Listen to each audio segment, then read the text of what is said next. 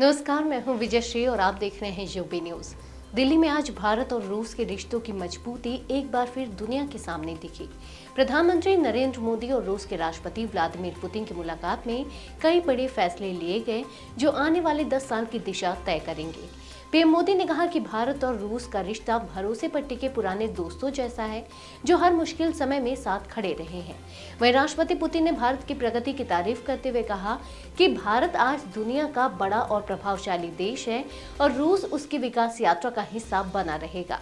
इस मुलाकात की शुरुआत राष्ट्रपति भवन में भव्य स्वागत के साथ हुई। 21 तोपों की सलामी और गार्ड ऑफ ऑनर दिया गया। पुतिन ने राजघाट जाकर महात्मा गांधी को श्रद्धांजलि भी दी। इसके बाद हैदराबाद हाउस में दोनों नेताओं के बीच विस्तृत बातचीत हुई।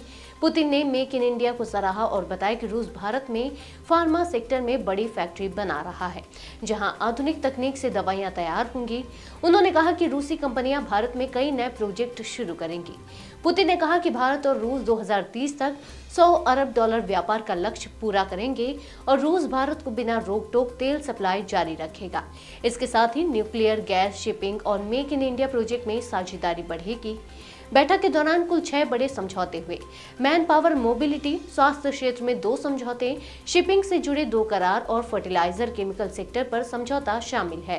पीएम मोदी ने कहा कि संकट के समय भी भारत और रूस एक दूसरे से लगातार जुड़े रहे हैं और भारत हमेशा शांति का समर्थक है। उन्होंने यह भी बताया कि जल्द ही रूस के नागरिकों को भारत आने के लिए 30 दिन का फ्री वीजा मिलेगा। फ्रेंड्स, भारत और रूस के संबंधों में हमारे सांस्कृतिक सहयोग और पीपल टू पीपल टाइज का विशेष महत्व रहा है। दशकों से दोनों देशों के लोगों में एक दूसरे के प्रति स्नेह, सम्मान और आत्मीयता का भाव रहा है।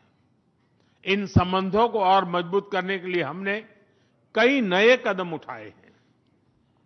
हाल ही में रूस में भारत के 2 नए कॉन्सुलेट्स खोले गए हैं।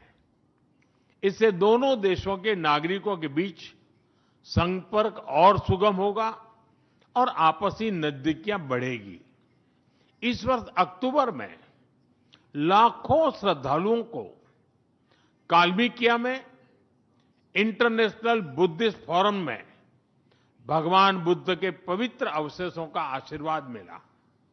मुझे खुशी है कि शीघ्र ही हम रूसी नागरिकों के लिए निःशुल्क 30 डे ई टूरिस्ट वीजा और 30 डे ग्रुप टूरिस्ट वीजा की शुरुआत करने जा रहे हैं।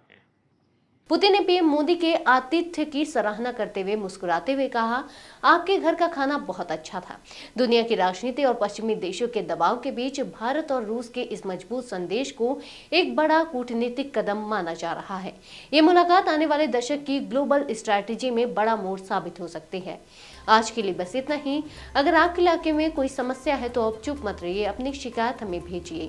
यूबी न्यूज आपकी आवाज को जिम्मेदारों तक पहुंचाएगा, निष्पक्षता और गोपनीयता के साथ। यूबी न्यूज, जनता की आवाज, जनता की ताकत।